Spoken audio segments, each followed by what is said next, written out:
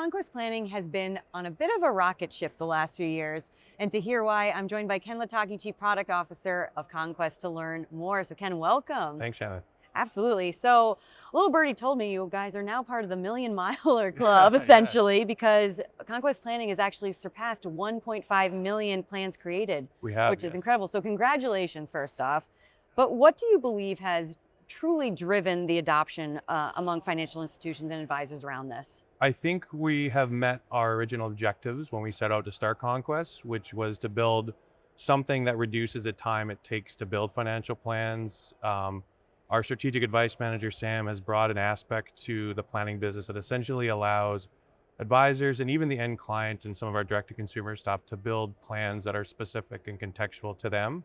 So when the strategies come up and suggest, advisors have learned to kind of embrace with that, work with, channel the whole hybrid advice concept, and look at it almost as the answer key at the back of the math textbook, allowing them to spend more time working with their clients, spend more time fulfilling the strategies, the product recommendations, and then more importantly, work with more families. And that's the biggest thing. So if you can, take what was previously hours to build a financial plan and condense it into minutes and so on, once you have the data brought in through our APIs, you can do more. And that's really why I think we've done it. Our team is amazing, our support staff, all these things, and our whole goal is to make advisors' lives easier, and I think we're doing it. So I think that's how we got there. I'd say the numbers certainly speak for themselves, and I've heard Conquest talk a lot about advice at scale. So talk to me a little bit about what that means to you. So that's another reason why we have the plans that we do and the plan cut we do in a very short period of time.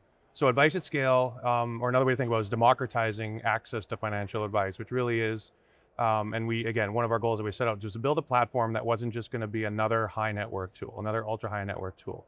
It was really to build something that we can give and put in front of the end consumer, if we're going to start that way, do some lead gen prospecting, potentially we do a lot of work with group retirement programs, especially in Canada, starting to do that in the US, allow that data, allow that experience to then move into kind of a retail or a hybrid mass affluent advisor, call center, work through it, and then when those needs arise, get into ultra high net worth space. The key there is it's data once, it becomes an additive. You're not entering data multiple times. You're not starting again. You're not forcing clients through different disjointed, bifurcated experiences. It's all together all the way through. And so when you can give a client a result that stays with them, and if they fulfill it, that we can then grow, we can go forward. Sam can find new possibilities as they add more data. They have kids, they get married. Someone goes to school, they buy a car, they need an estate plan. We're not starting afresh. And so advisors, you might be a handoff to like an expert. You might include more folks in your plan as your family grows. That's to me what it means to kind of have that democratized access to financial advice, that advice at scale, give it one way through the platform, consistent results, and then let advisors do what they need to do on delivering and providing access to that advice once it's in the plan. And did you just come up with a new company tagline with data once? I think I might have. I was going to say, you got to put that on a t-shirt or Why something. your data more than once? I mean, that's key. I mean, for us, it's like, we're not the CRM. We work with CRMs, but we can bring that in and it stays. And like if I have to coin anything, I would say gone are the days of episodic financial planning where doesn't you give fit someone. As well on a t-shirt. Doesn't, no, but additive planning does. And that's what okay. I do, which is I'm now adding a new goal, or I'm adding a new thing without losing what was there before. I'm adding complexity, as like a business might do, but I'm not losing, the conversation I had when someone was fresh out of university or college. And I want to go back to something you mentioned earlier too, around APIs. Yes. How does Conquest Planning's open APIs facilitate integration with existing tech stacks, and why is that so important nowadays? Good question. Again, I always kind of like, sometimes you can say hindsight is 2020, but this was planned in the early days, which was not to build another monolithic black box with APIs as a secondary thing. There is a ton of data out there. A lot of the enterprises we deal with, a lot of the firms that we work with, they have, information about the clients that go back years. And so the whole thing is to, and where advisors do spend a lot of their time today, and what we're trying to reduce is don't rekey, don't manually enter, don't go through that process. So our entire app is built on an API, our entire user interface calls every single thing on our API. But the best implementations of Conquest that we have with a lot of our firms is we can embed in their technology ecosystem. So whatever they're using for the custodian, whatever you're using for the CRM, click a button, create the planning context. It becomes a review or additive process to add more things to the plan after you've got the base data that the firm already knows about their clients. and go forward. And then data out is the other big thing too, which is right, is that data doesn't have to sit there. And so, once you've applied something, once you've suggested something, take that out of the plan, move it to an account opening software. APIs are what really allows they're kind of table stakes, but I think we've done them in a way that provides flexibility. So it's not one way, it's not the Conquest way or the highway. It's like, let's work with you to figure out the best way to fit into your ecosystem.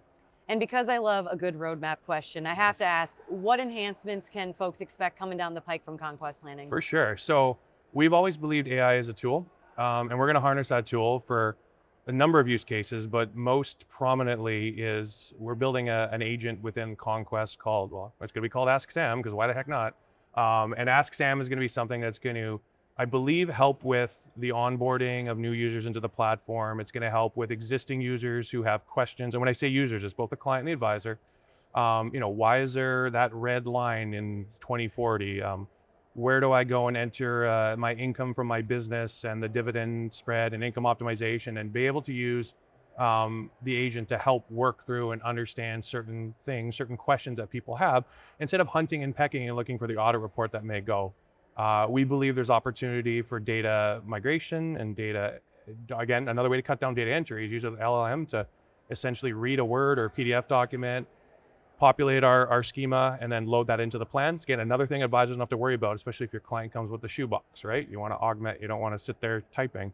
And then the third thing is there's a lot of stuff that we can do and we're thinking about with output generation. I think that's a lot where the future lies is, my clients are teachers, they want advice in one way. My clients are engineers. Well, AI can help that, but it needs the magic that is an engine like what we built with Conquest, something that's extensible, that's rules-based. Every single compliance person watching this is going to be like, but can I audit it? And I'm going to say, yes, you can, but the LLM will use that engine and that you've audited, that you've taken a look at, and you can understand where things are going, and use the magic and the power of SAM to make sure that strategies coming back are specific, contextual, and helpful to the end user.